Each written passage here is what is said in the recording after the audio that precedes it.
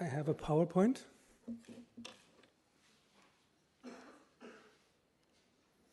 I had a PowerPoint. Okay, thank you very much for this invitation. As you said before, I have spent most of my life, the last 10 years, in Afghanistan, in Angola, in Mozambique, in Sudan, and then landing here in the Big Apple is definitely quite an experience. And if you live in post-conflict countries, being at such a conference and hearing what people have to say and what university professors have to say about peace, and nothing of that is really in the discourse where we are working. As a matter of fact, the word makes people many times nervous. It is also exciting. But then I'm thinking back where I've spent the last 2 years in Abyei, for example, where schools have been destroyed, teachers have been killed, people have been driven out, parents are irritated, children don't know what is going on, and if they have any school at all, they're sitting on the ground or on a plastic sheet.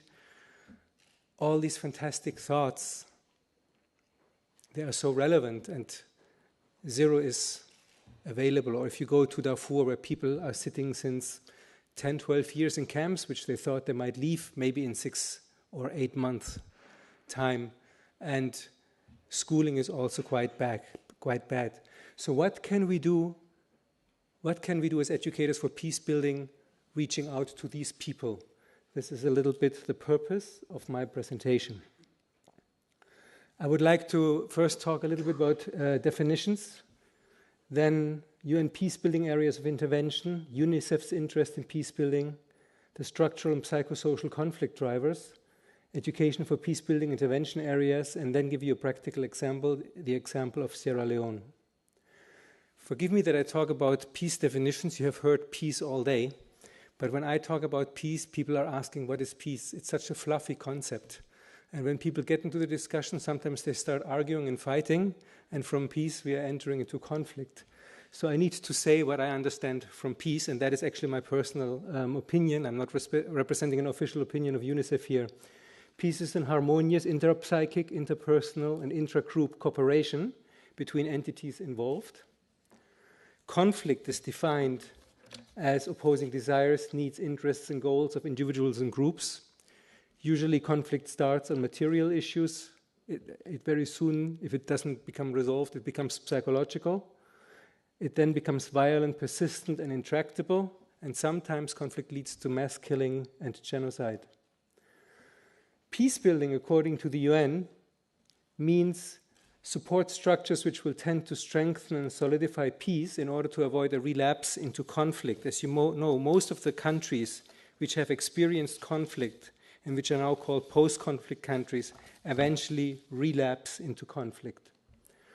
Ban Ki-moon recently said, building peace is much more than ending war. It is about putting in place the institutions and trust that will carry people forward into a peaceful future. We often have a limited window of opportunity in which to do this. The traditional areas of intervention in the United Nations were support to basic safety and security, support to political processes, support to provision of basic social services, support to restoring core governance functioning, and support to economic revitalization. So whenever there is a country emerging from conflict, those are theoretically the areas you would want to focus on. But practically, basic social services thinking has always been a stepchild until recently. Why would education bring peace? Why would water bring peace? Don't we first have to demilitarize? Don't we first have to take arms or take arms away? Don't we first have to strengthen the government, end corruption, have elections? Education, peace building, water for peace building, health, yes, it comes later, but first things first, that's governance and basic safety. Only lately, people are recognizing that yes, people care for education, and if social services are unequally distributed, people get very angry and conflict might re-erupt. So then what is peace education? Peace education is not the same as education for peace building. Peace education is about the values and content communicated through the education system in support of transformative processes. Peace education can help to change collective memories, change people's attitudes, decrease negative emotions, increase positive emotions, willingness what to say what one believes, and it can facilitate change in behavior. But when you only focus on the curriculum, but you don't build the education systems and you make it relevant, very often it might not work. Why is UNICEF interested in peace building? Obviously, children and youth are wasted by conflict, and they have the most to gain from peace. Countries are prone to relapse into conflict, and conflict keeps conflict-affected countries behind on MDGs. All our investments are for nothing when conflict re-emerges. UNICEF peace building then and now. We are talking about peace building since quite a while, but the thinking is becoming much more critical. Originally, when we go into a humanitarian setting, at the beginning, we were focusing on reconstruction and distribution of supplies, the typical humanitarian approach. But aren't we sure that we are creating new conflicts by giving to some people and perhaps not to others? How do we know what kind of stirrings we provoke by giving out things? Then eventually there came the do no harm approach. Whatever you're doing, try at least to do no harm and be conflict sensitive. But now we are considerably interested in transformation of relationships.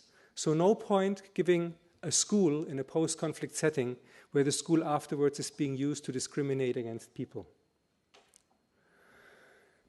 It is not easy, education for peace building. If you look at this rather complicated table, it shows us that there are security, political, economic, and social reasons why conflict exists. There are international conflict drivers, regional conflict drivers, national conflict drivers, sub-national conflict drivers, local conflict drivers. How can education, the little red word on the right, actually affect this complex network of potential conflict drivers? And in addition, there are psychosocial conflict drivers, competition for limited resources, emotions like stress, fear, panic, insecurity, victimization, hurt and humiliation, prejudice, lack of pro-social orientation, etc. So can education really just by itself bring peace? And if it wants to have an impact on peace building, what should be done? We think there are a variety of areas where education can play a role: building social capital, social cohesion, resolving intergroup conflict, shifting social identities, and social network strengthening in order to help to raise caring, non-violent, optimally functioning children. But beyond the social, we also have to look at economic. What can we do to create employment? What can we do to give young people the skills so that they are not growing up hopeless and angry? Then there are security-related education aspects: reintegration, disarmament, demobilization, reintegration, building community safety, and human rights education. And finally, political governance, constitutional reform, political institutions, representation, and elections, all are things which can be addressed through curriculum. Let me quickly explain how we then could engage in education for peace-building planning, and I'm giving you the example of Sierra Leone, where we are currently working. In Sierra Leone, after emerging from conflict, we have conducted in the last year a conflict analysis, because we want to engage in a education for peace-building strategy which relates to the conflict. And the conflict has to be defined by the people who have been experiencing the conflict. So this is what people were saying to us when we were asking them, what are the conflict drivers in your societies? They said, on the one hand, massive regional and urban-rural inequalities then, 10 years ago. There was a patrimonial system of governance where access to resources and power depended on personal connections. They are calling it connectocracy. So if you're not connected, you're not having any chance. Tribal and regional sectarianism, youth alienation, exploitation of natural resources to support conflict or personal gain, and then there was international influence and interference from outside. What is the relationship between conflict drivers and education then? The education system was for the elite, so that they could go and study abroad. It was actually said by one of the presidents, education is a privilege, not a right. There was a complete collapse of education systems, and for people, education is the chance to escape the trappings of poverty. So when education closes down, they are feeling very much affected. There was lack of access of education, and there was a divisive curriculum. As a matter of fact, the curriculum was used to play people against one another out. People had assumptions and expectations that good education increases social mobility and that they can escape poverty. And people get extremely angry when there is access, lack of access. There's high level of illiteracy and schools used as targets for conflict. Now, what are the conflict drivers still today? 10 years later, almost all these points still exist, according to the focal groups with which we talked. Still inequalities. The services, education services, are irrelevant and inadequate. People realize that will not help us to escape poverty. There are still failures of governance, patrimonial systems. There are still sectarianisms which can be exploited by politicians, huge unemployment, and continued natural resource exploitation just for private gain. In addition, gender inequalities, breakdown of social norms, presence of violence, and harsh child-rearing practices. Lack of transparency in systems, decisions made, poor communication, and also civics and democracy are issues. Education can contribute to peace building, although not just by working in the curriculum area. First of all, Sierra Leoneans love education, so they are open to explore education strategizing. Education programming can address inequalities. Curriculum reforms contribute to social cohesion. Partnerships between education and business can lead to youth empowerment and employment. We can strengthen family learning, parenting skills, early childhood education. We can meet the educational needs of single mothers. If we want single mothers who are completely marginalized to use new child-rearing practices, don't we also have to empower them socially, economically, and psychologically, rather than just giving them a training on how to rear children?